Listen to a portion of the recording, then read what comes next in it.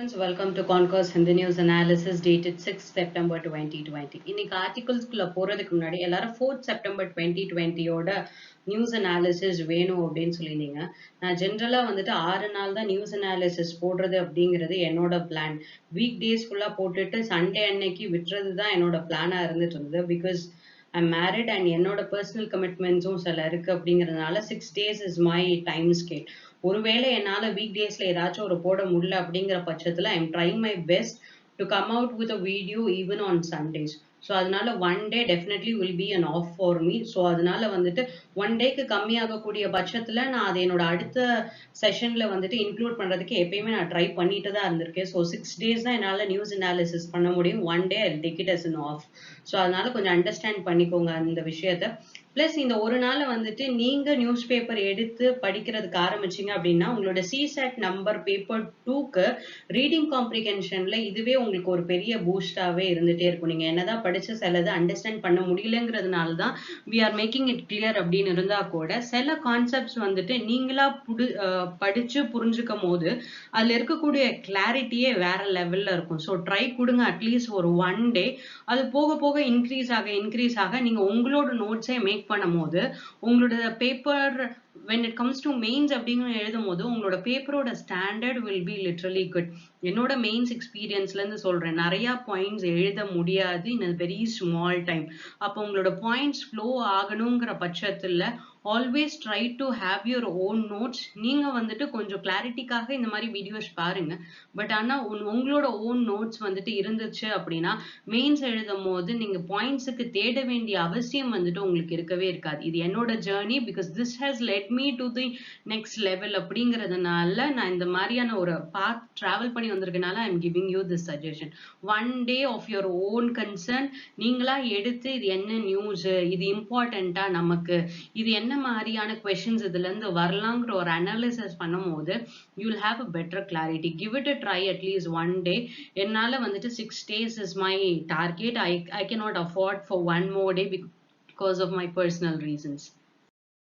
Okay, நம்ம இன்னைக்கு செஷனுக்குள்ள போயிடலாம். So first article is border actions violate bilateral agreements, Rajnath tells China. சரி, ராஜ்நாத் அப்படிங்கிறவர் இந்தியாவோட டிஃபென்ஸ் மினிஸ்டர் எல்லாருக்குமே தெரியும். சைனாவோட defence minister is Wei Fenghe அப்படிங்கிறவங்க. இவங்க ரெண்டு பேரும் ரீசெண்டா எஸ்சிஓ டிஃபென்ஸ் மினிஸ்டர் மீட் மாஸ்கோல நடந்துட்டு இருக்கு. இந்த மாஸ்கோ மீட்ல பார்ட்டிசிபேட் பண்ண இவங்க இந்த மாஸ்கோ மீட்டோட சைட் லைன்ஸ்ல நம்ம ரெண்டு பேரும் ஏன் இதை உட்காந்து பேசக்கூடாது அப்படின்னு பேசியிருக்காங்க. ஸோ ரைட் ஃப்ரம் மே மந்த்ல இருந்து எல்லாருக்குமே தெரியும் இந்தியாவுக்கும் சைனாக்கும் நடுவுல பார்டர் டென்ஷன்ஸ் அப்படிங்கிறது ரொம்ப சிவியரா ஆயிட்டே வந்துட்டு இருக்கக்கூடிய சிச்சுவேஷன். ரீசெண்டா ஆகஸ்ட் 29 அண்ட் 31 டைம் ஸ்கேல்குள்ளேயுமே பயங்கரமான எஸ்கலேஷன்ஸ் போயிட்டு இருந்தது அப்படின்னு சொல்லியிருந்தாங்க. இந்த மாதிரியான சிச்சுவேஷன்ல டிஃபென்ஸ் மினிஸ்டர் ஆஃப் இந்தியா என்ன சொல்லியிருக்காரு அப்படின்னா, இந்தியா இந்த மாதிரி ஒரு பெரிய நம்பர் ஆஃப் ட்ரூப்ஸ் மூவ்மெண்டா இருக்கட்டும் இல்ல அக்ரெசிவ் பிஹேவியரா இருக்கட்டும், யூனிலேட்டரலா நீங்க இந்த ஸ்டேட்டஸ், அதாவது இந்தியாவுக்கும் சைனாக்கும் இதுதான் பார்டர் அப்படிங்கிற ஒரு ஸ்டேட்டஸ் லைன் வச்சிருக்கோம்ல, இதை நீங்க மாத்தக்கூடிய பட்சத்தில் இது என்னென்ன மாதிரியான பைலேட்ரல் அக்ரிமெண்ட்ஸ் நம்ம போட்டிருக்கோமோ எல்லாத்தையும் வயலேட் பண்ற மாதிரி இருக்கக்கூடிய சிச்சுவேஷன் அப்படின்னு சொல்லியிருக்காங்க.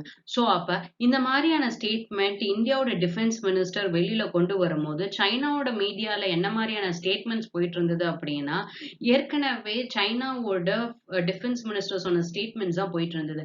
நம்ம இந்தியா என்ன சொல்றோம், சைனீஸ் எங்களுடைய டெரிட்டரிக்குள்ள வந்துட்டு அக்ரஷன் மேக் பண்றாங்கன்னு சொல்றாங்க. வேற சைனா என்ன சொல்றாங்கன்னா, இந்த கம்ப்ளீட் அக்ரஷனுக்கான கம்ப்ளீட் ரெஸ்பான்சிபிலிட்டியே இந்தியா தான். இந்த பார்டர் டென்ஷன்ஸ் இந்தியானால தான் ஸ்டார்ட் ஆக ஆரம்பிச்சது. நாங்க சைனா எங்களோட டெரிட்டரியில இருந்து ஒரு பார்ட்டை கூட விட்டு கொடுக்கவே போறது கிடையாது அப்படிங்கறத பத்தி ஏற்கனவே ஸ்டேட்மெண்ட் பேசினாங்க. இந்த ரெண்டு மினிஸ்டர்ஸும் என்னதான் வேற வேற மாதிரியான ஸ்டேட்மெண்ட்ஸ், அதாவது அகேன்ஸ்டா இவ்வளவுதான் நாங்க அக்செப்ட் பண்ணிக்க மாட்டோம் சைனா சொன்னாலும் சரி, இல்ல இந்தியா நாங்க இந்த மாதிரியான ஒரு அக்ரெசிவ் பிஹேவியரை நாங்களும் அக்செப்ட் பண்ணிக்க மாட்டோம்னு இந்தியா சொன்னாலும் சரி, ஆனா ரெண்டு பேருக்குமே என்னதான் வேணும் அப்படின்னு கேட்டீங்கன்னா பீஸ் தான் இந்த பர்டிகுலர் ரீஜன்ல வேணும். அந்த பீஸ் நடத்துறதுக்கு அப்படிங்கிறதுக்கு டயலாக் மூலியமா தான் நம்ம இதை சால்வ் பண்ணணும் அப்படிங்கிறதையுமே ரெண்டு பேரும் பேசியிருந்திருப்பாங்க. இப்போதைக்கு சைனாவோட ஸ்டேட் அண்ட் ஜின்ஹுவா நியூஸ் ஏஜென்சில என்ன மாதிரியான ஸ்டேட்மெண்ட்ஸ் உள்ள வந்துட்டு இருக்கு அப்படின்னா, இந்த 2 கண்ட்ரீஸ்க்கும் இருக்கக்கூடிய ரிலேஷன் வந்துட்டு பயங்கரமா பார்டர் இஷ்யூஸ்னால ரொம்பவே அஃபெக்ட் ஆயிருக்கு. ஒருவேளை இவங்க 2 பேரும் இந்த மாதிரி ஒரு மீட்டிங்க்கு போகும்போது ஃபேஸ் டு ஃபேஸ் இருக்கும்போது கண்டிப்பா இந்த இஷ்யூஸ் பத்தி நிறையாவே பேசுவாங்க அப்படின்னு சொல்லியிருந்தாங்க. சரி, இப்போதைக்கு ரீசெண்டா நடந்த எஸ்கலேஷன்ஸ் எங்க நடந்திருக்கு அப்படின்னு கேட்டீங்கன்னா, சதர்ன் பேங்க் ஆஃப் பாங்சோ லேக். இந்த பாங்சோ லேக் அப்படிங்கிறது வந்துட்டு கம்ப்ளீட்டா ஜம்மு அண்ட் காஷ்மீர்ல இருக்கும். இந்த லைன் ஆஃப் ஆக்சுவல் கண்ட்ரோல் வந்துட்டு பாங்சோ லேக்க ரெண்டா வந்துட்டு டிவைட் பண்ற மாதிரி இருக்கும். அப்ப லைன் ஆஃப் ஆக்சுவல் கண்ட்ரோல் அப்படிங்கிற லைன் இந்த பாங்சோ லேக்க ரெண்டா டிவைட் பண்ணுது. இதுல இந்தியா வந்துட்டு கிளைம் பண்ணக்கூடிய லைன் எது அப்படின்னு கேட்டீங்கன்னா, இந்த ப்ளூ கலர் லைன் இருக்குல்ல, இததான் வந்துட்டு 1960ல சைனாவும் கிளைம் பண்ணியிருப்பாங்க. இந்தியாவும் இதுதான் எங்களோட லைன் அப்படின்னு சொல்லியிருப்பாங்க. ஆனா இந்தியா இந்த ஃபிங்கர் எயிட்னா ஒண்ணும் கிடையாது. மவுண்டன் ரேஞ்சஸ்ல இப்படி ரிட்ஜஸ் மாதிரி இருக்கும். இத ஃபிங்கர் நம்பர் 1, இத ஃபிங்கர் நம்பர் 2 அப்படின்னு சொல்றாங்க. சரியா? சோ அப்ப இவங்க என்ன சொல்லியிருப்பாங்க அப்படின்னா, இந்த 8th ஃபிங்கர் வரைக்கும் இந்தியாவோட டெரிட்டரி அப்படின்னு சொல்லியிருந்திருப்பாங்க. இத 1960ல சைனாவும் அக்செப்ட் பண்ணியிருந்திருப்பாங்க. ஆனா என்னதான் 8th வரைக்கும் இந்தியாவோட டெரிட்டரியா இருந்தா கூட இந்தியாவோட பேட்ரோலிங் ஆக்டிவிட்டிஸ் அப்படின்னு பாத்தீங்கன்னா இந்த ஃபிங்கர் 4 வரைக்கும் தாங்க நடக்கும். 8 வரைக்கும்லாம் போக மாட்டாங்க. சோ அப்ப இப்ப சைனா என்ன கிளைம் பண்றாங்கன்னா, இந்த 4ல இருந்து 8 வரைக்கும் இருக்கக்கூடிய இந்த பர்ட்டிகுலர் ரீஜனும் சைனாவோட பிலாங் ஆகுறது அப்படின்னு சொல்றாங்க. இந்த மாதிரி பார்டர் எஸ்கலேஷன்ஸ் நடந்தது அப்படின்னா, இந்தியா சைனாவோட relationship economic wise people to people interaction எல்லாமே ஜாஸ்தி அஃபெக்ட் பண்ணப்படும். சோ அப்ப இந்த லைன் தான் வந்துட்டு ஆகஸ்ட் 15th அன்னைக்கு கிளாஷ் பாயிண்டா இருந்தது. And China is also having a motorable road and this particular line இதுதான் இந்த finger 8ல இதுதான் இந்தியா கிளைம் பண்ணக்கூடிய லைன். அதாவது they are climbing till finger number 8. ஆனா பிசிக்கலா எந்த ஒரு கண்ட்ரோலும் நம்ம வச்சுக்கிறது கிடையாது. நம்ம போய் சர்வைலன்ஸ் அப்படிங்கிறது ரொம்ப லிமிட்டடா இருக்கு. வேறஸ் இவங்க என்ன கிளைம் பண்றாங்க அப்படின்னா finger 4 வரைக்குமே எங்களோட ஏரியா அப்படின்னு கிளைம் பண்ணிட்டு இருக்காங்க. ஸோ இஷ்யூஸ் வந்துட்டு ஏற்கனவே நம்ம நிறைய பேசியிருக்க இஷ்யூ தான் இது. So I will share the link. இந்த கல்வான் வேலி எங்க இருக்கு, என்ன மாதிரியான எஸ்கலேஷன்ஸ், இந்த லைன் ஆஃப் ஆக்சுவல் கண்ட்ரோல் எப்படி ஜென்ரலா வரைய ஆரம்பிச்சாங்க அப்படிங்கறத பத்தி கம்ப்ளீட்டா நான் இண்டோ சைனா வார் ஸ்டார்ட் ஆக, அதாவது நாட் வார், இந்த எஸ்கலேஷன் ஸ்டார்ட் ஆகக்கூடிய சிச்சுவேஷன்ல கம்ப்ளீட்டா எக்ஸ்பிளைன் பண்ணிருக்கேன். I give you the link பெலோ. அதை போய் ஒரு தடவை பார்த்து. The next article that we will read is GST compensation பத்தி ஒரு ஆர்டிக்கல் வந்திருந்தது. யாருக்கெல்லாம் இது வரைக்கும் GST compensation பத்தின ஆர்டிகல்ஸ் ஒழுங்கா புரியலையோ, இல்ல இதுக்கு முன்னாடி வீடியோஸ் பார்க்கல அப்படின்னா இது ஒரு பிரஷ் அப் மாதிரி ஒரு பெட்டர் கிளாரிட்டியோட இந்த GST compensation பத்தி ஒரு ஆர்டிக்கல் வந்ததுல இது வரைக்கும் என்ன நடந்திருந்தது அப்படின்னு சொல்லியிருக்காங்க. ஆகஸ்ட் 27th அன்னைக்கு GST கவுன்சிலோட 41st மீட்டிங் நடந்தது. இந்த GST கவுன்சில்ல வந்துட்டு finance minister, central finance minister தான் இந்த GST கவுன்சில ஹெட் பண்ணுவாங்க. மற்ற ஸ்டேட்ஸ் அண்ட் யூனியன் டெரிட்டரிஸ்ல இருக்கக்கூடிய ஃபினான்ஸ் மினிஸ்டர்ஸ் இதுல மெம்பர்ஸா இருப்பாங்க. இவங்க தான் GST ரேட் எவ்வளவு இருக்கணும், எந்த கூட்ஸுக்கு என்ன மாதிரியான ரேட் கொடுக்கணும், எந்த ஸ்லாப்குள்ள எந்த கூட்ஸை போடணும் அப்படிங்கிற complete decision with respect to GST இந்த GST கவுன்சில் தான் எடுப்பாங்க. திஸ் இஸ் அ கான்ஸ்டிடியூஷனல் பாடி. சரி, எதுக்கு திடீர்னு இந்த மீட்டிங், இந்த 41st மீட்டிங் அப்படின்னு கேட்டீங்கன்னா, காம்பன்சேஷன் இந்த ஸ்டேட்ஸுக்கு நம்ம கொடுக்கணும். இதை எப்படி நம்ம கொடுக்க போறோம் அப்படின்னு, ஏன் திடீர்னு இந்த காம்பன்சேஷன் கொடுக்கறதுல கேள்வி ஆரம்பிச்சது அப்படின்னு கேட்டீங்கன்னா, கடந்த ஒரு வருஷமா, அதாவது 2019ல அதையுமே 2வது பாகத்துல என்ன ஆயிடுச்சுன்னா எக்கனாமிக் பயங்கர ஸ்லோ டவுன் காமிக்க ஆரம்பிச்சிருச்சு. எக்கனாமிக் ஸ்லோ டவுன் ஆக ஆரம்பிச்சதுக்கு அப்புறமாட்டி தான் கவர்மெண்ட் நிறைய விதமான ரிஃபார்ம்ஸ் எல்லாம் கொண்டு வந்திருப்பாங்க. லைக் கார்பரேட் டாக்ஸ் கட் பண்றது அந்த மாதிரி எல்லாம். பிளஸ் இப்போதைக்கு மார்ச் மாசத்துல இருந்து கோவிட் சிச்சுவேஷனும் என்ன ஆக ஆரம்பிச்சு உள்ள வர ஆரம்பிச்சனால எக்கனாமி வந்துட்டு கம்ப்ளீட்டா வந்துட்டு ரொம்பவே ஸ்ட்ராங்க் ஆக ஆரம்பிச்சிருச்சு. ஸோ அப்ப எக்கனாமி சுருங்க ஆரம்பிச்சதுக்கு அப்புறம் கவர்மெண்ட்டுக்கு என்ன வரவே இல்லை, ரெவென்யூவே வராத பட்சத்துல ஜிஎஸ்டில வரக்கூடிய வருமானத்துல கிட்டத்தட்ட 2.35 lakh crores என்ன ஆக ஆரம்பிச்சிருச்சு அப்படின்னா இவங்களுக்கு பற்றாக்குறையா ஆக ஆரம்பிச்சிருச்சு. அப்ப ஸ்டேட்ஸுக்கு இவங்க என்ன பண்றேன்னு சொல்லியிருக்காங்க, காம்பன்சேஷன் கொடுக்குறேன்னு சொல்லியிருந்தாங்க. சரி, இது என்ன ஜிஎஸ்டி காம்பன்சேஷன் அப்படின்னு கேட்டீங்கன்னா 101st கான்ஸ்டிடியூஷனல் அமெண்ட்மெண்ட் 2016 அப்படிங்கிற ஒரு ஆக்ட் படிதான் இந்த ஜிஎஸ்டி அப்படிங்கறத ஒன்னையே இந்தியாக்குள்ள கொண்டு வந்திருக்காங்க.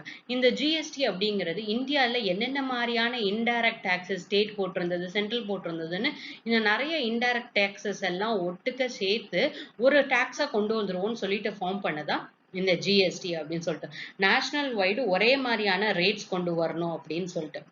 ஏன்னா சேல்ஸ் டேக்ஸ் அப்படின்னு சொல்லிட்டு தமிழ்நாட்டில் வந்துட்டு சேல்ஸ் டேக்ஸ் 5% போடுறாங்க, இதுவே கேரளாவில் 8% போடுறாங்கன்னா ஒவ்வொரு ஸ்டேட்டுக்கும் இந்த சேல்ஸ் டேக்ஸ் அப்படிங்கிறது மாறிக்கிட்டே இருக்கும் அப்படின்னு சொல்லிட்டு. சரி, இந்த இந்த இது வரக்கூடாது அப்படிங்கிறதுக்காக, இந்த மாதிரியான டிஃப்ரென்ஸ் வரக்கூடாது, நேஷன் வைடு ஒரே மாதிரியான ஜிஎஸ்டி இருக்கணும் அப்படிங்கிறது கவர்மெண்டோட ரொம்ப நாள் ஆசை. அப்படிங்கிறதுனால தான் இந்த ஒன் நேஷன் ஒன் டேக்ஸுங்கிற சிஸ்டமா உள்ள கொண்டு வந்திருப்பாங்க. இந்த ஜிஎஸ்டி கொண்டு வந்ததுனால சில ஸ்டேட்ஸுக்கு ரெவென்யூ லாஸ் கிரியேட் ஆக ஆரம்பிச்சிருச்சு. அப்ப இந்த ரெவென்யூ லாஸை காம்பன்சேட் பண்ணணும் அப்படிங்கிறதுக்காக தான் என்ன பண்ண ஆரம்பிச்சிட்டாங்க அப்படின்னா, நாங்க காம்பன்சேஷன் கொடுக்குறோம் அப்படின்னு சொல்லினாங்க. சரி, வாட் இஸ் இஸ் காம்பன்சேஷன் அப்படின்னு கேட்டீங்க அப்படின்னா, ஸ்டேட் ஜிஎஸ்டில இருந்தும் இன்டகிரேட்டட் ஜிஎஸ்டில இருந்தும் ஒரு ஷேர் கொடுக்கப்படும். நெக்ஸ்ட், ஒருவேளை இந்த ஸ்டேட் ஜிஎஸ்டில இருந்து வரக்கூடிய வருமானமும் இன்டகிரேட்டட் ஜிஎஸ்டில இருந்து வரக்கூடிய வருமானமும் வந்ததுக்கு அப்புறம் கூட உங்களோட வருமானத்துல, அதாவது ஸ்டேட்டோட வருமானத்துல பற்றாக்குறை ஏற்படுமாயின், if it is going to be a short fall அப்படிங்கிற பட்சத்துல மட்டும் ஜிஎஸ்டி காம்பன்சேஷன் ஃபண்ட்ல இருந்து பணம் 5 வருஷத்துக்கு கொடுப்பாங்க. 2017ல ஜிஎஸ்டி வந்திருக்கும், அதுல இருந்து 5 வருஷத்துக்கு கொடுப்பாங்க அப்படின்னு சொல்லியிருப்பாங்க. இந்த காம்பன்சேஷனுக்கு பணம் கொடுக்க போறாங்க சென்ட்ரல் கவர்மெண்ட். சரி, சென்ட்ரல் கவர்மெண்ட்டுக்கு எப்படி பணம் வரும் அப்படின்னு கேட்டீங்கன்னா, it is through the compensation chess அப்படின்னு சொல்லிட்டு ஒண்ணு போடுவாங்க. எந்த கூட்ஸ் மேல போடுவாங்கன்னா, டிமெரிட் கூட்ஸ் மேலையும், ரொம்ப எக்ஸ்பென்சிவான லக்ஸுரி கார்ஸ் இந்த மாதிரிலாம் வாங்குறாங்கல்ல, 28%க்கு மேல இருக்கக்கூடிய ஸ்லாபுக்கு மேல இருக்கக்கூடிய கூட்ஸ் மேல எல்லாம் இதை போடுவாங்க. இந்த டிமெரிட் கூட்ஸ்னா tobacco, junk foods, alcohol beverages, இந்த மாதிரி இது மேல செஸ் அப்படிங்கறத ஒண்ணு போட்டு, cess is nothing but tax on tax. நம்ம ஏற்கனவே செஸ் பத்தி நிறைய பார்த்தாச்சு. ஸோ டாக்ஸ் ஆன் டாக்ஸ் போட்டு என்ன பண்ணுவாங்க அப்படின்னா, அதுல வரக்கூடிய அமௌண்ட்டை எடுத்து காம்பன்சேஷன் ஒரு ஃபண்ட் அப்படின்னு ஒன்று கிரியேட் பண்ணி, இந்த காம்பன்சேஷன் ஃபண்ட்ல இருந்து தான் ஸ்டேட்ஸ் எல்லாத்துக்குமே டிவால்வ் பண்ணி கொடுப்பாங்க. சரி, இந்த ஷார்ட் ஃபாலை எப்படி கால்குலேட் பண்ணுவாங்க அப்படிங்கிறது GST compensation to states act 2017ல செக்ஷன் 7ல கொடுத்திருக்காங்க. என்ன பண்ணுவாங்க அப்படின்னா, ஒரு ஆனுவலா ஒரு ப்ரொஜெக்ஷன் வச்சுப்பாங்க. 2015-16ல உங்களோட எக்கனாமி என்ன லெவல்ல இருந்தது, நீங்க 100 ரூபாய் சம்பாரிச்சிட்டு இருந்தீங்களா, அடுத்த வருஷம் நீங்க 114 ரூபாய் ஒரு கவர்மெண்ட் சம்பாதிக்கணும், அதுக்கடுத்த வருஷம் நீங்க 128 ரூபாய் சம்பாதிக்கணும். அதே மாதிரி ஒவ்வொரு வருஷமும் 14% என்ன காமிக்கணும்னா ஆனுவல் ரேட் காமிக்கணும். அப்ப உங்களோட ஆக்சுவல் ஜிஎஸ்டி கலெக்ஷன் அந்த வருஷம் எவ்வளோ, அதுல இருந்து இந்த 14% growth rate காமிக்கணும் அப்படிங்கிற மாதிரி. 114 ரூபாய் நீங்க வந்துட்டு இந்த வருஷம் சம்பாரிச்சிருக்கணும், ஆனா உங்களுக்கு வரது 112 ரூபாய் தான் அப்படின்னு கேட்டீங்கன்னா, இதுல எவ்வளவு ஷார்ட் ஃபால் ஆகுது, 2 ரூபாய் ஷார்ட் ஃபால் ஆகுது. இந்த 2 ரூபாய சென்ட்ரல் கவர்மெண்ட் காம்பன்சேஷன் அப்படின்னு உள்ள கொண்டு வந்து தருவாங்க. இந்த 2 ரூபாய்க்கு தான் என்ன பண்ணுவாங்க, காம்பன்சேட் பண்ணுவாங்க. சார், இந்த வருஷம் எனக்கு வந்துட்டு வரக்கூடிய ரெவென்யூ 114, எனக்கு 114 ருபீஸே வந்துடுச்சு அப்படிங்கிற பட்சத்துல சென்ட்ரல் கவர்மெண்ட் என்ன பண்ண மாட்டாங்க, காம்பன்சேஷன் ப்ரொவைட் பண்ண மாட்டாங்க அப்படிங்கிறது. சரி, இப்ப என்ன சொல்றாங்க, இப்ப என்ன பிரச்சனை அப்படின்னு கேட்டீங்கன்னா, இந்த economic slowdown and corona virus சிச்சுவேஷன்ஸ்ல எக்கனாமி வந்துட்டு ரொம்ப பெருசா இயங்கவே இல்லை. அப்ப 2020 and 21 பினான்சியல் இயர்ல வந்துட்டு கிட்டத்தட்ட 3 லட்சம் crores வந்துட்டு ஷார்ட் ஃபால் காமிக்குது. இவ்வளவுக்கு காசு கொடுக்கணும், இவ்வளவுக்கு இவங்களால கொடுக்க முடியல. ஏன் அப்படின்னா, இவங்களோட ஃபண்ட் ஜிஎஸ்டி காம்பன்சேஷன் ஃபண்ட்ல கிரியேட் ஆன அமௌண்டே வந்துட்டு 65,000 crores தான். அப்ப 2,35,000 crore வந்துட்டு இன்னும் என்னவா தான் இருக்கு, இப்போதைக்கு இவங்க கிட்ட இதுக்கு காசு இல்ல அப்படின்னு சொல்லிட்டேன். அப்ப என்ன சொல்றாங்கன்னா, ஸ்டேட்ஸை நீங்க போய் கடன் வாங்குங்க அப்படின்னு சொல்றாங்க. 2 ஆப்ஷன் கொடுக்குறாங்க. அதுல ஃபர்ஸ்ட் ஆப்ஷன் என்ன சொல்றாங்கன்னா, மார்க்கெட்ல இருந்து பாரோ பண்ணுங்கன்னு சொல்றாங்க. இது என்ன மார்க்கெட்ல இருந்து பாரோ அப்படின்னா, சரி, நான் சென்ட்ரல் கவர்மெண்ட் அப்படின்னு வச்சுக்கிறேன், இல்ல நான் ஸ்டேட் கவர்மெண்ட் வச்சுக்கிறேன், நீங்க சென்ட்ரல் கவர்மெண்ட் அப்படின்னு வச்சுக்கோங்க. நீங்க என்ன சொல்றீங்க அப்படின்னா, நீங்க வந்துட்டு ஆஸ் பர் ஜிஎஸ்டி கொண்டு வந்ததுனால நீங்க என்ன பண்ணும், எனக்கு நிறைய ரெவென்யூ லாஸ் வர்றதுக்கான சான்சஸ் இருக்கு, அதனால நீங்க எனக்கு வந்துட்டு 5 வருஷத்துக்கு காம்பன்சேஷன் நான் கொடுக்குறேன், உனக்கு ஏற்பட்ட இழப்புக்கு நான் காம்பன்சேஷன் கொடுக்குறேன் அப்படின்னு நீங்க என்கிட்ட சொல்றீங்க. நான் ஸ்டேட் என்ன பண்றேன் அப்படின்னா, இப்ப அந்த காம்பன்சேஷனை எனக்கு கொடுங்க அப்படின்னு கேக்குறேன். நீங்க என்ன சொல்றீங்க, எனக்கு வரக்கூடிய வருமானம் வரவே இல்லை, ஏன்னா எக்கனாமி ஷ்ரிங்க் ஆக ஆரம்பிச்சிருச்சு, இந்த எக்கனாமி ஷ்ரிங்க் ஆக ஆரம்பிச்சனால என்கிட்ட காசு கிடையாது அப்படின்னு சொல்லிட்டீங்க. கடன் வந்துட்டு நீங்க காம்பன்சேஷன் அப்படின்னு எடுக்கும் போது யார் தான் கொடுக்கணும், நீங்க தான் கொடுக்கணும். நான் வந்துட்டு இப்ப நீங்க என்ன சொல்றீங்க அப்படின்னா, நீங்க கொடுக்க வேண்டிய காசை எனக்கு கொடுக்காம என்ன போய் என்ன பண்ண சொல்றீங்க, நீங்க போய் கடன் வாங்குங்க அப்படின்னு ஸ்டேட்டை சொல்றீங்க. சரியா, நீங்க கொடுக்க வேண்டிய காசு நீங்க என்கிட்ட தர மாட்டீங்க, என்ன போய் நீ வந்துட்டு வெளியில கடன் வாங்கு அப்படின்னு சொல்றீங்க. இதே நிலைமை தான் ஸ்டேட்டுக்கு. அப்ப ஸ்டேட்டுக்கு சென்ட்ரல் கவர்மெண்ட் என்ன சொல்லுது அப்படின்னா, நீங்க போய் மார்க்கெட்ல வந்துட்டு கடன் வாங்குங்க அப்படின்னு சொல்றாங்க. இந்த கடன் வாங்கக்கூடிய ஆப்ஷன்ல இவங்க என்ன சொல்றாங்க அப்படின்னா, மொத்தமா கொடுக்க வேண்டிய காம்பன்சேஷன் அப்படின்னு எடுத்துட்டீங்க அப்படின்னா கிட்டத்தட்ட 97,000 crore plus 1.38 lakh crores, அதாவது 2.35 lakh crores வந்துட்டு இந்த ஜிஎஸ்டினால வந்த டெபிசிட் அப்படின்னு எடுத்துட்டீங்கன்னா 97,000 கோடி தான். இதுவே மீதம் இந்த கோவிட்னால வந்தக்கூடிய ரெவென்யூ ஷ்ராங்க் அப்படின்னு எடுத்துட்டீங்கன்னா, இந்த கோவிட்னால தான் இப்போதைக்கு நிறைய காம்பன்சேஷன் கொடுக்க வேண்டியதா இருக்கு. ஏன்னா உங்களோட ஆனுவல் growth ரேட் எப்படி இருக்கு, ரொம்ப கம்மியாக ஆரம்பிச்சு அதை பொறுத்து தானே காம்பன்சேஷன் கொடுப்பாங்க. ஒருவேளை எக்கனாமிக் ஸ்லோடவுன்லேயே போயிட்டே இருந்தது அப்படின்னா காம்பன்சேஷன் அப்படின்னு சென்ட்ரல் கவர்மெண்ட் ஸ்டேட்டுக்கு கொடுக்க வேண்டியது 97,000 crores தான். ஆனா கோவிட் அப்படிங்கிற சுச்சுவேஷனால தான் இப்போதைக்கு உங்களுக்கு நாங்க கொடுக்க வேண்டிய காம்பன்சேஷன் எப்படி இருக்கு, ஜாஸ்தியா இருக்கு. கிட்டத்தட்ட 1.38 lakh crore காம்பன்சேஷன் கொடுக்கக்கூடிய நிலைமையில இருக்கு. ஆனா இந்த 1.38 lakh crore வர்றதுக்கான ரீசன் என்ன அப்படின்னா கோவிட். இதுக்கான காரணம் நாங்க கிடையாது. இது ஆக்ட் ஆஃப் காட், கடவுள் செய்த ஒரு செய்கையினால தான் இந்த அளவுக்கு வந்துட்டு கொடுக்கற மாதிரி இருக்கு அப்படின்னு சொல்லியிருக்கீங்க. அப்ப இவங்க என்ன சொல்றாங்கன்னா, ஸ்டேட் கவர்மெண்ட் நீங்க வந்துட்டு நாங்க உங்களுக்கு ஜிஎஸ்டி காம்பன்சேஷன் கொடுக்க வேண்டியது 97,000 crores மட்டும்தான். இந்த 97,000 crores நீங்க வெளியில கவர்மெண்ட் செக்யூரிட்டிஸ் மாதிரி பாண்ட் இஷ்யூ பண்ணி நீங்க என்ன பண்ணுங்கன்னா இந்த கடனை வந்துட்டு இப்போதைக்கு சரி கட்டிக்கோங்க அப்படின்னு சொல்றாங்க. சோ கவர்மெண்ட் செக்யூரிட்டிஸ் இஷ்யூ பண்றாங்கன்னா என்ன பண்ணுவாங்க, நம்ம பப்ளிக்கா இருக்கக்கூடிய நம்ம வந்துட்டு ஒரு 10 லட்சம் ரூபாய்க்கு பாண்ட் வாங்குறோம் அப்படின்னு வச்சுக்கோங்க. கவர்மெண்ட் வந்துட்டு ஸ்டேட் கவர்மெண்ட் என்ன சொல்றாங்க அப்படின்னா 10% இன்ட்ரெஸ்ட் இந்த 10 லட்சம் ரூபாய்க்கு 10 வருஷத்துக்கு அப்படின்னு சொல்லிடுறாங்க. ஒரு லாங் டேர்ம்ல கொடுக்குறாங்க வச்சுக்கோங்க. அப்ப திருப்பி கொடுக்கும் போது என்ன பண்ணுவாங்க, 11 லட்சமா வந்துட்டு 10 வருஷம் கழிச்சு நம்ம கையில வரணும். அப்ப எப்படியோ கவர்மெண்ட் ஸ்டேட் கவர்மெண்ட் பிற்காலத்துல என்னவாதான் இருக்க போகுது, கடனாளியா தான் இருக்க போகுது. டு த பப்ளிக் இதை திருப்பி கொடுக்கணும். இந்த மாதிரி நீங்க பாண்ட் இஷ்யூ பண்ணக்கூடிய சிச்சுவேஷன்ல நீங்க இன்ட்ரெஸ்ட் ரேட்ஸை நீங்க ஜாஸ்தியா வச்சுக்கோங்க, 10% கூட வச்சுக்கோங்க. ஆனா சென்ட்ரல் கவர்மெண்ட் கொடுக்கக்கூடிய கவர்மெண்ட் செக்யூரிட்டிஸ் 6% தாங்க நாங்க கவர்மெண்ட் செக்யூரிட்டிஸை இன்ட்ரெஸ்ட் ரேட்டோட கொடுப்போம்னு கவர்மெண்ட் செக்யூரிட்டிஸ்க்குன்னு சில மார்ஜினலைஸ்ட் லைன் இருக்கும். சென்ட்ரல் கவர்மெண்ட் செக்யூரிட்டிஸ்ல 6% தான் நாங்க இன்ட்ரெஸ்ட் வந்துட்டு கொடுக்க போறோம் அப்படின்னா ஸ்டேட் கவர்மெண்ட் எவ்வளவு சொல்றாங்க, நாங்க 10% இன்ட்ரெஸ்டோட நாங்க பாண்ட் இஷ்யூ பண்ண போறோம்னு சொல்றாங்க. ஸ்டேட் கவர்மெண்ட் நாங்க எப்பயுமே கவர்மெண்ட் செக்யூரிட்டிஸ் இஷ்யூ பண்ணோம்னா 6%க்கு தான் இஷ்யூ பண்ணுவோம்னு சொல்றாங்க. அப்ப இவங்க ரெண்டு பேருக்கும் நடுவுல இருக்கக்கூடிய டிஃபரன்ஸ் எவ்வளவு, 4% கிட்ட ஸ்டேட் கவர்மெண்ட் அதிகமா தன்னோட பாண்டை விற்கிறாங்கிற பட்சத்துல அப்ப இந்த இடத்துல இந்த இன்ட்ரெஸ்ட்டுக்கு கொடுக்க வேண்டிய இதை வந்துட்டு நாங்க வந்துட்டு பியர் பண்ணிக்கிறோம். அந்த 4% இன்ட்ரெஸ்ட் எக்ஸீடிங்கா இருக்குல்ல, அதை வந்துட்டு நாங்க வந்துட்டு கொடுக்குறோம். அந்த காஸ்ட் ஒருவேளை ஹையரா இருக்கக்கூடிய பட்சத்துல இந்த 4% சென்ட்ரல் கவர்மெண்ட் வந்துட்டு ஸ்டேட் கவர்மெண்ட் சார்பா நாங்க கொடுக்குறோம் அப்படின்னு சொல்றாங்க. இந்த மாதிரி நீங்க வாங்கக்கூடிய கடனை நாங்க கடன்னு எடுத்துக்க மாட்டோம். ஏன்னா ஒரு ஸ்டேட்டுக்கு borrowing லிமிட் அப்படின்னு இருக்கு. 3%க்கு மேல borrow பண்ணக்கூடாது. அவங்களோட ஸ்டேட் ஜிடிபில இருந்தே இப்போ 30,000 இப்போ வந்துட்டு 3,000 ரூபாய் இல்ல அந்த மாதிரி வச்சுக்கோங்க. சோ இதுல வந்துட்டு 30% இந்த மாதிரி இருக்கக்கூடிய சிச்சுவேஷன்ல இந்த 30% மட்டும்தான் கடனே வாங்க முடியும் அப்படின்னு சொல்லிட்டு அப்ப இந்த டெப்த்தை வந்துட்டு நாங்க கடனை எடுத்துக்க மாட்டோம். நீங்க borrowing லிமிட் எக்ஸீட் பண்ணியிருந்தா கூட அதை நாங்க பிரச்சனை கிடையாது.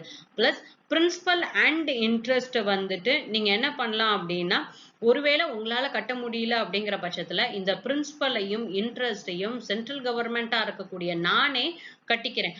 ஆனா இதை கட்டுறதுக்கு நான் செஸ்ஸை வந்துட்டு அடுத்து 2022க்கு அப்புறமாட்டி எக்ஸ்டெண்ட் பண்ணுவேன்னு சொல்லியிருக்காங்க. செகண்ட் ஆப்ஷன் என்ன சொல்லியிருப்பாங்கன்னா, ஓகே நீங்க இப்படி வந்துட்டு 97,000 மட்டும் borrow பண்ண போறது கிடையாது, என்டையரா இருக்கக்கூடிய 2.35 lakh crore-யுமே நீங்க கடன் வாங்க போறீங்க அப்படிங்கிற பட்சத்துல நாங்க என்ன மட்டும்தான் பண்ணுவோம், இன்ட்ரெஸ்ட் மட்டும்தான், நீங்க கொடுக்க வேண்டிய இன்ட்ரெஸ்ட் அமௌண்ட், அதாவது 4% இன்ட்ரெஸ்ட் ரேட் வந்துட்டு தானே சப்சிடி, அந்த 4% இன்ட்ரெஸ்ட் ரேட்டை வந்துட்டு நாங்க பியர் பண்ணிக்கிறோம். சாரி 4% இல்ல, இந்த 10% இன்ட்ரெஸ்ட் ரேட்னு சொல்லியிருந்தாலும் இந்த 10% இன்ட்ரெஸ்ட் ரேட்டை நாங்க பேர் பண்ணிக்கிறோம். என்னால பிரின்சிபல் அமௌண்ட்லாம் கட்ட முடியாது, இந்த பிரின்சிபல் அமௌண்ட் வந்துட்டு கட்ட முடியாது அப்படிங்கிற மாதிரியான ஆப்ஷன் கொடுத்திருப்பாங்க. சரி, இந்த மாதிரியான சிச்சுவேஷன் வரும்போது வெஸ்ட் பெங்கால், கேரளா, பஞ்சாப், தமிழ்நாடு எல்லாருமே என்ன பண்ணிருப்பாங்கன்னா இந்த ஆப்ஷன்ஸை வந்துட்டு நாங்க ரிஜெக்ட் பண்றோம் அப்படின்னு சொல்லியிருந்திருப்பாங்க.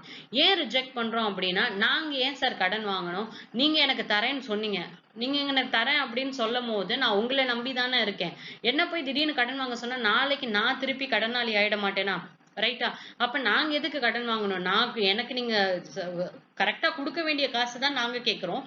எங்களை போய் நீங்க கடன் வாங்க சொன்னீங்க அப்படின்னா, நீங்க இதுக்கு முன்னாடி எங்களுக்கு ஒரு கமிட்மெண்ட் அப்படின்னு ஒண்ணு கொடுத்தீங்கல்ல, அதை உடைக்கிற மாதிரி இருக்கு.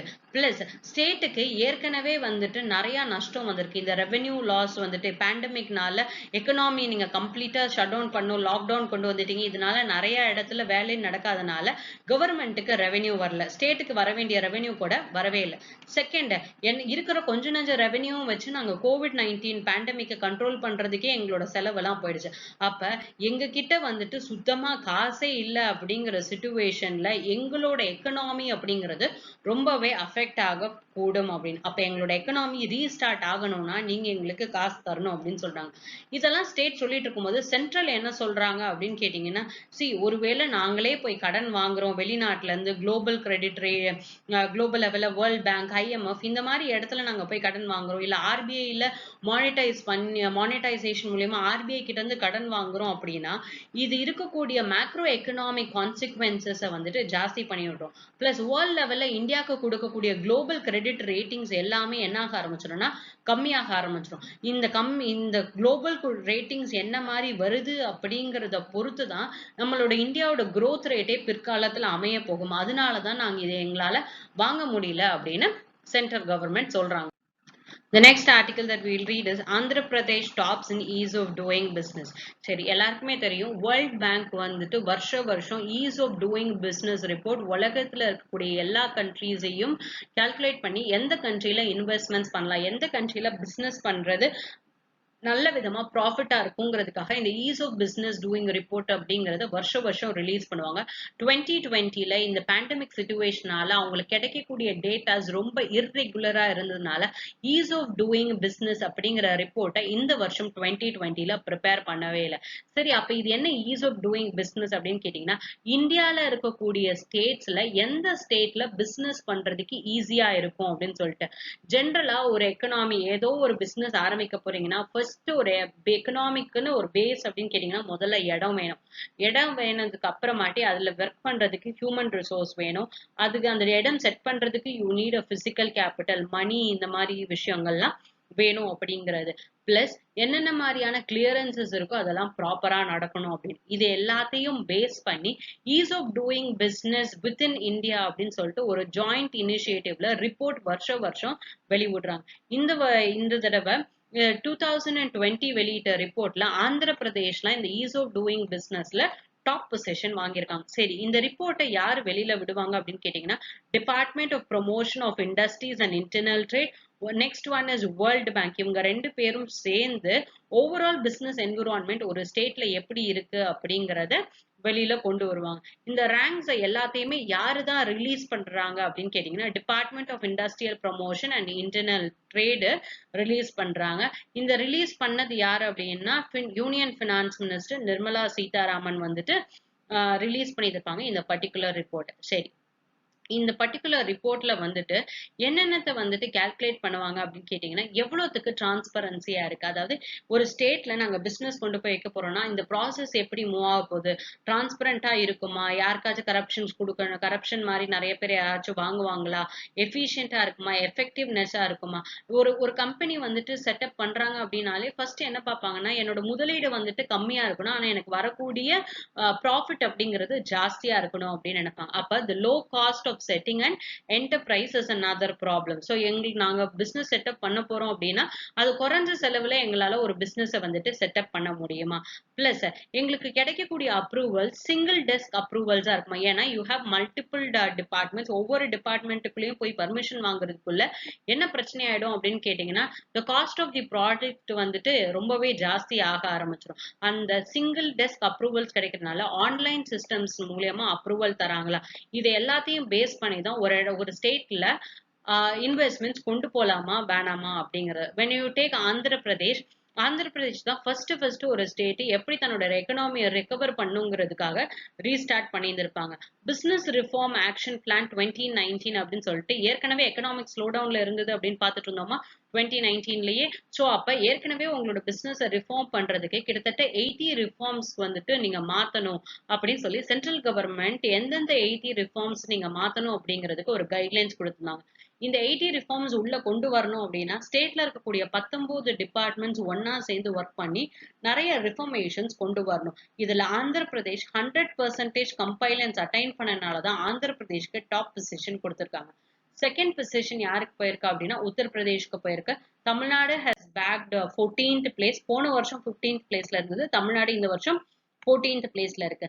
சரி, இதெல்லாம் ஸ்டேட்ஸ்ல யூ ஹேவ் ஆந்திர பிரதேஷ். இருக்கிறதுலே ரொம்ப ஒஸ்ட் ப்ரிஃபரிங் ஸ்டேட் அப்படின்னு கேட்டீங்கன்னா you will have this Arunachal Pradesh, Chandigarh. இவங்க எல்லாருமே ஒரே கேட்டகரியிலே இருக்காங்க. 29 ஸ்டேட்ஸ் அண்ட் யூனியன் டெரிட்டரிஸ் அப்படிங்கிறதுல இவங்க வந்துட்டு they are on a very low ranking. whereas when it comes to the second place, Uttar Pradesh, third Telangana, fourth Madhya Pradesh, fifth place ஜார்க்கண்டுக்கு போயிருக்கு.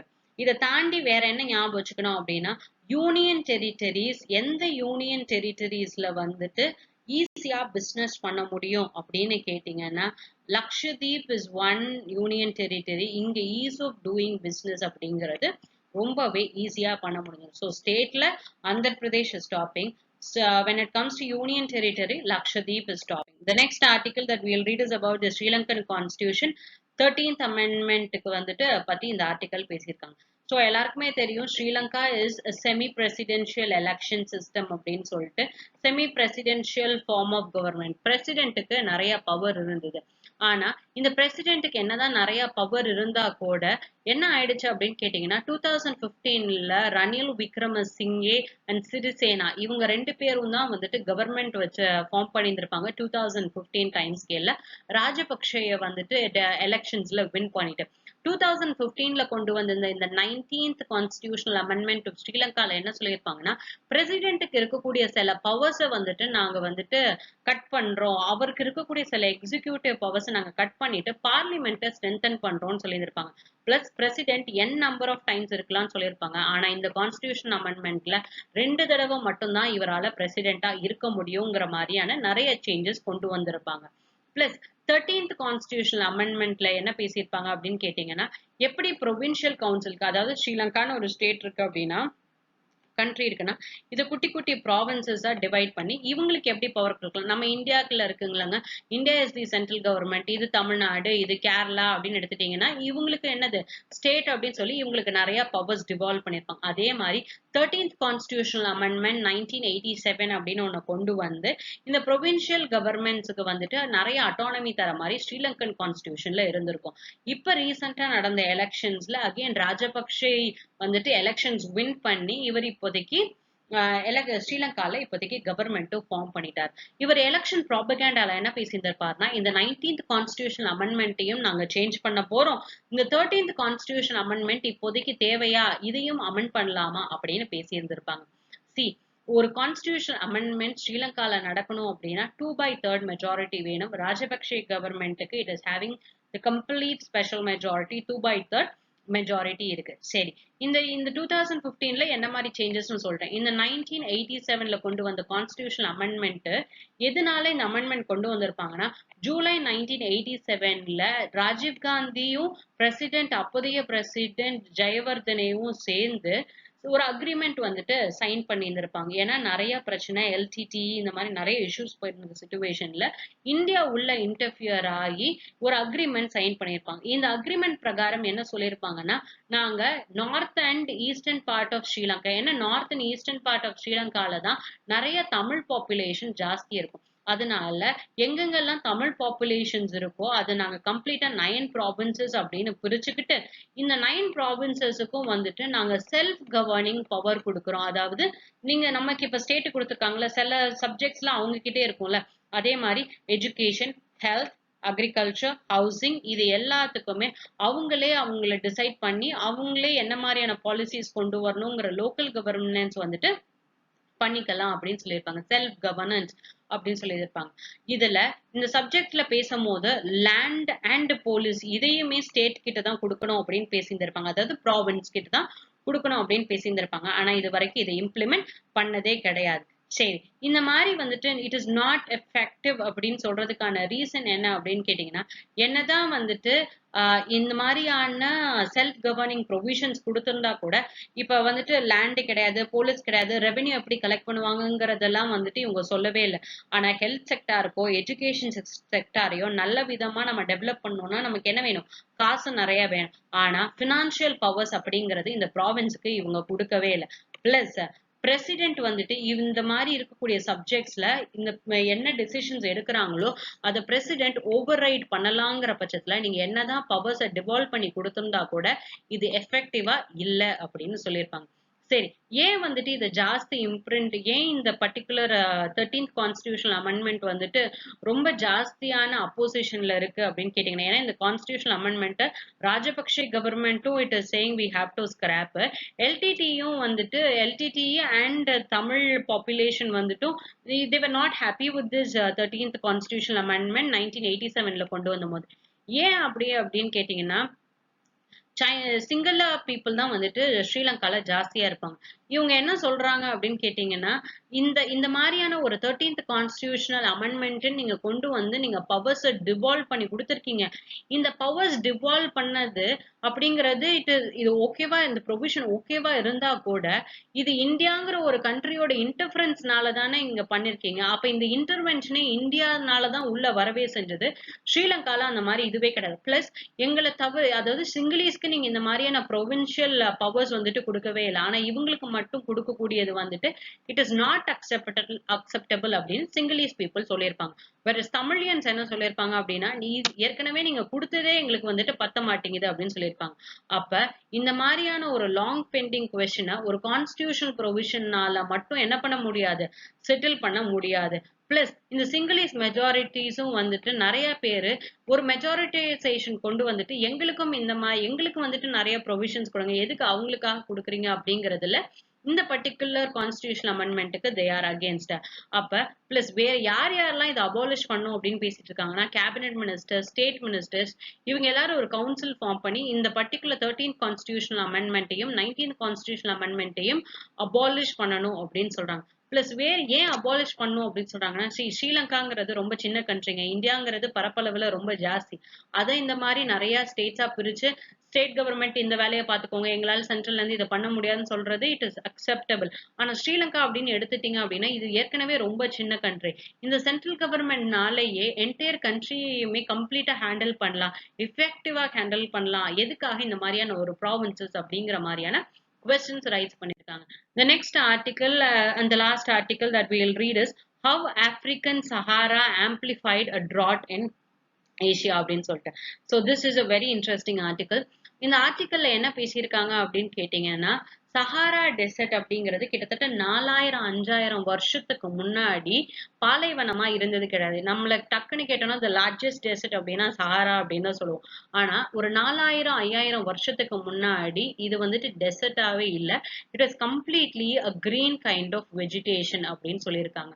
சரி, ஏன் எப்படி திடீர்னு இந்த கிரீன் கைண்ட் ஆஃப் வெஜிடேஷன் அப்படின்னு சொல்றாங்கன்னா, யார் யாரெல்லாம் சஹாரால வந்துட்டு என்ன மாதிரி மக்கள் வாழ்ந்தாங்க, அவங்களோட வாழ்வாதாரம் எப்படி இருந்தது, என்ன மாதிரியான சொசைட்டியா இருந்தாங்க அந்த காலத்துல அப்படின்னு ஆர்கியாலஜிக்கல் நிறைய எவிடன்ஸ் தேடும் போது அவங்களுக்கு வந்துட்டு இந்த ராக்ஸ்ல வந்துட்டு ஜிராஃபி, எலிஃபென்ட், ரினோன்சரஸ் இந்த மாதிரி இருக்கக்கூடிய அனிமல்ஸ் பிளஸ் ஃபார்மிங் பண்ற மாதிரி இந்த மாதிரியான ஆக்டிவிட்டிஸ், டான்சிங், இந்த மாதிரி பாப்புலேஷன் நிறைய வச்சு ஒரு கிராஸ்லேண்ட்லயும் ஒரு நல்ல வெஜிடேஷன் செழிப்பா இருக்கக்கூடிய இடத்துல என்ன மாதிரியான வாழ்க்கை வாழ்ந்திருப்பாங்களோ அந்த மாதிரியான ஆர்கியாலஜிக்கல் எவிடன்ஸ், அதாவது டிராயிங்ஸ், பெயிண்டிங்ஸ் பண்ணுவாங்கல்ல, இது ராக்ஸ்ல வந்து பண்ணி வச்சிருந்தாங்க.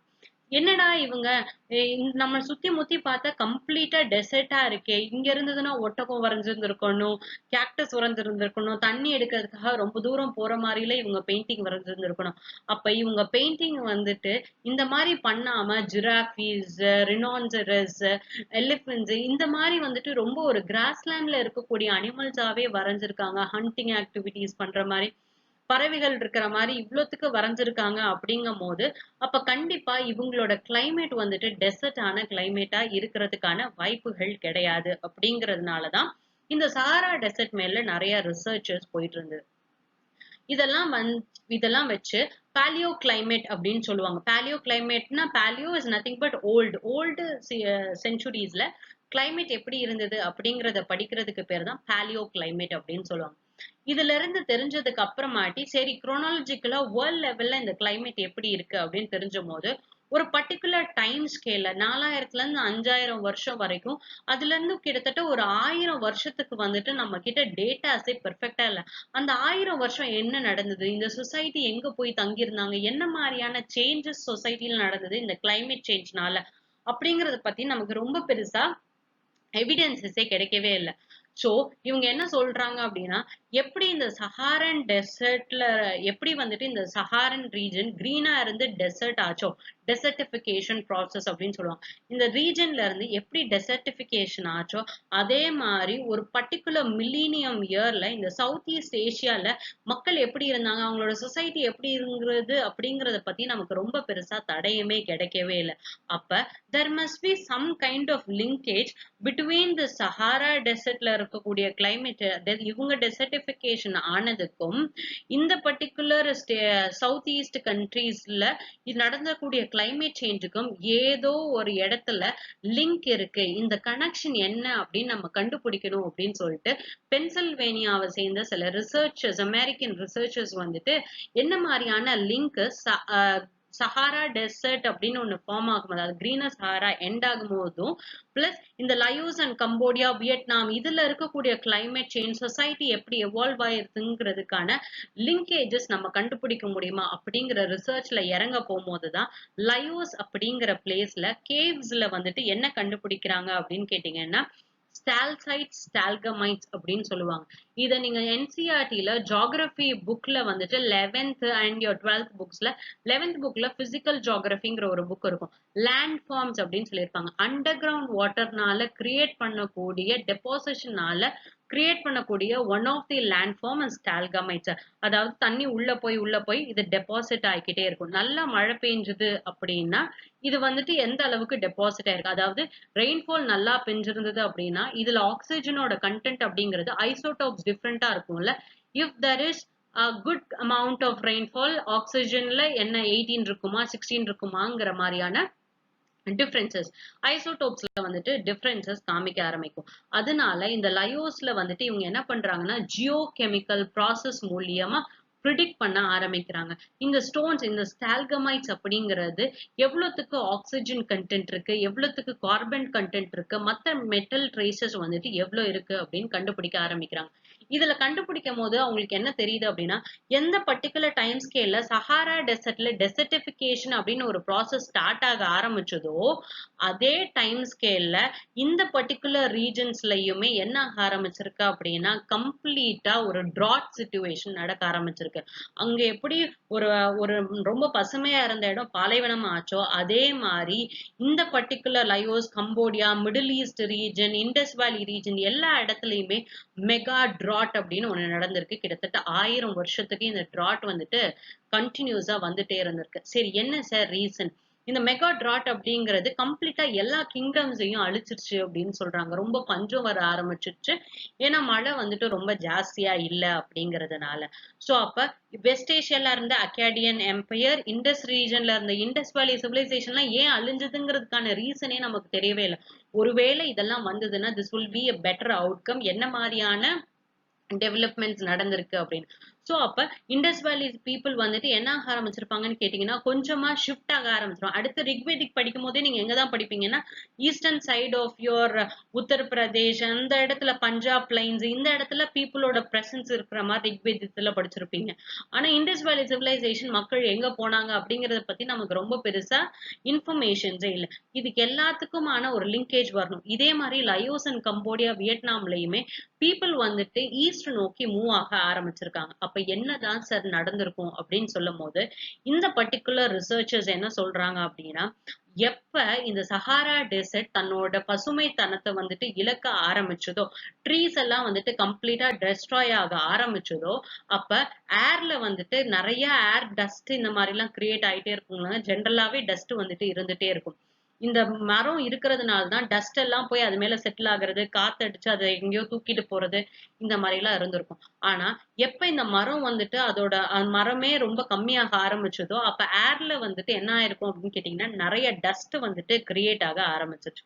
இந்த டஸ்ட் கிரியேட் ஆக இதை எடுத்துட்டு போனா பலமான காத்து இருக்கணும். இந்த காத்து எடுத்துட்டு போறதுக்கு ஃபர்ஸ்ட் மரம் என்ன பண்ணும், அந்த low pressure high pressure regions எல்லாம் ப்ராப்பரா வரணும். இது என்ன ஆக ஆரம்பிச்சுன்னா, நிறைய ஏர் டஸ்ட் ஆக ஆரம்பிச்சு வெஜிடேஷனும் கம்மியாக ஆரம்பிச்ச சிச்சுவேஷன்ல இந்த ஏர் டஸ்ட் எல்லாம் வந்துட்டு கீழே வந்துட்டு செட்டில் ஆக ஆரம்பிச்சிருச்சு. ஓஷன் வாட்டர்ஸ்ல இந்தியன் ஓஷன் ரீஜன் மேல, இந்தியன் ஓஷனுக்கு மேல செட்டில் ஆக ஆரம்பிச்சிருச்சு அப்படின்னு சொல்றாங்க. ஒரு செட்டில் ஆக ஆரம்பிச்சிருச்சு அப்படிங்கும் போது இது என்ன பண்ண விடலாம், மேல இருந்து வரக்கூடிய சன்லைட்டை கீழே பெனிட்ரேட் இது பண்ண விடல அப்படிங்கிற மாதிரி சொல்லியிருக்காங்க. அப்ப கீழே பெனிட்ரேட் பண்ண விடலன்னா வாட்டர் எப்படி இருக்கு, ரொம்பவே சில்லுனே இருக்கு. இந்தியன் ஓஷன் ரீஜனோட வார்ம்த்னஸ் இந்த டஸ்ட் பார்ட்டிகல்ஸ் கண்ட்ரோல் பண்ணிடுச்சு அப்படின்னு சொல்றாங்க. இது கண்ட்ரோல் ஆகும் போது இந்த வாட்டர் எப்படி ஆயிடும், ஹெவி ஆயிடுமா. இது ஹெவி ஆகும் போது இது சப்டக்ட் ஆகும். எந்த இடத்துல இருந்து இந்த வேக்கம ஃபில் பண்றதுக்கு இங்க இருந்து ஏதோ ஒரு இடத்துல இருந்து வாட்டர் மாலிகுல்ஸ் வருது. எல்னினோ நடக்கிற மாதிரி இங்க வந்துட்டு என்ன ஆகுது அப்படின்னு கேட்டீங்கன்னா, ஒரு கைண்ட் ஆஃப் சர்க்குலேஷன் வந்துட்டு கிரியேட் ஆயிடுச்சு. பிளஸ் ஒரு ரெயின்ஃபால் நடக்கணும்னா எப்படிங்க நடக்கணும், ஒரு ரெயின்ஃபாலுக்கு ப்ரீ ரெக்வசைட் கண்டிஷன் வந்துட்டு என்ன அப்படின்னு கேட்டீங்கன்னா, ஃபர்ஸ்ட் தண்ணி வந்துட்டு வார்மா இருக்கணுங்க. தண்ணி வார்மா இருந்தாதான் எவாபரேஷனே ஆகும். Second condition, most important condition, offshore விண்டா இருக்கணும். விண்டு எங்க இருந்து மூவ் ஆகணும்னா, ஒரு வாட்டர் பாடியில இருந்து லேண்டுக்கு மூவ் ஆகும் போதுதான் மழையே பெய்யும். ஏன்னா ஒரு விண்டு மூவ் ஆகுது அப்படிங்கும் போது ஒரு வார்மான ஏர் பாடி வாட்டர் பாடி மேல கடந்து போகும்போது இருக்கக்கூடிய எல்லா மாய்ஸ்சரையும் எடுத்துட்டு போய் கம்ப்ளீட்டா எங்க மழை பெய்ய வச்சிரும் அப்படின்னா, இந்த லேண்ட்ல மழை பெய்ய வச்சிரும். இப்ப என்ன சொல்றாங்க அப்படின்னா, இந்த ஏர் டஸ்ட் வந்துட்டு கம்ப்ளீட்டா இந்தியன் ஓஷன் ரீஜன் மேல படர்ந்திருந்ததுனால இந்த இந்தியன் ஓஷன் ரீஜனே ரொம்பவே கூல் ஆக ஆரம்பிச்சு. ஏன்னா காத்து ரொம்ப தூரத்துக்கு எடுத்துட்டு போகும்ல, இது கம்ப்ளீட்டா இந்த ரீஜனே என்ன ஆக ஆரம்பிச்சிருச்சு அப்படின்னு கேட்டீங்கன்னா, கூல் டவுன் ஆக ஆரம்பிச்சிருச்சு. அப்ப என்னதான் காத்து வீசுனா கூட இது எந்த வாட்டர் பாடி மேல போகுது, ஒரு கோல்டான வாட்டர் பாடி மேல போகுது. அப்ப எவாபரேஷன் ரேட் என்னவா இருக்காது, அந்த அளவுக்கு இருக்காது. அப்ப அதுல இருந்து விண்டுனால எவ்வளவு மாய்ஸ்சர் பிக் பண்ண முடியும், ரொம்ப கம்மியான அளவு தான் மாய்ஸ்சர் பிக் பண்ண முடியும். இதை எடுத்துட்டு போய் இங்க கொடுக்குது அப்படிங்கிற இடத்துல அந்த ஏர் கிட்ட இருக்கக்கூடிய மாய்ஸ்சரே எப்படிதான் இருக்கும், கம்மியா தான் இருக்கும். மழை வராம போயிடுச்சு. இந்த ஒரு ரீசன்னாலதான் கம்ப்ளீட்டா ஒரு பர்ட்டிகுலர் ஒரு 1000 வருஷம் கிட்ட மில்லீனியம் மெகா ட்ரோட்னு சொல்றது, ஒரு 1000 வருஷம் வரைக்கும் இந்த சிச்சுவேஷன் ப்ரிவைல் ஆயிட்டு இருந்ததுனாலதான் இந்த கம்ப்ளீட்டா Laos, Cambodia, or Indus valley civilisation, or middle east countries, இது எல்லாத்துக்குமே ட்ரவுட் ஆக ஆரம்பிச்சிச்சு. பீப்புள் மைக்ரேட் ஆக ஆரம்பிச்சிட்டாங்க இந்த இடத்தை விட்டு வெளியில போய். அதனால நமக்கு இந்த பர்ட்டிகுலர் ரீஜன்ல ஹிஸ்டரி அப்படின்னு எடுக்கும் போது ரொம்ப பெருசா நம்மளால கண்டுபிடிக்காத மாதிரி சொசைட்டி வேற விதமா எவால்வ் ஆக ஆரம்பிச்சிருச்சு அப்படின்னு சொல்றாங்க. இதுதான் வந்துட்டு எப்படி வந்துட்டு கிளைமேட் சேஞ்சும் ஒரு பீப்புளோட சொசைட்டியை வந்துட்டு எப்படி அஃபெக்ட் பண்ணுது அப்படிங்கிற பத்தின ஆர்டிகிள். It might come in UPSC mains எக்ஸாம்லயும் வரலாம். ஸோ மேப் டிராயிங்ஸ் பார்த்து வச்சுக்கோங்க, டயக்ராமேட்டிக்கா கொஞ்சம் புரிஞ்சு வச்சுக்கோங்க. எல்னினோ அப்படின்னா என்னன்னு போய் கொஞ்சம் ரிசர்ச் பண்ணுங்க. உங்களோட ஜியோகிராஃபில படிக்கும் போது you will have a better clarity over this. இதுதான் என்னோட இம்பார்ட்டன்டான current affairs. If you like my video, like, share and subscribe to Conquer IAS and press the bell icon for further notifications. Thank you.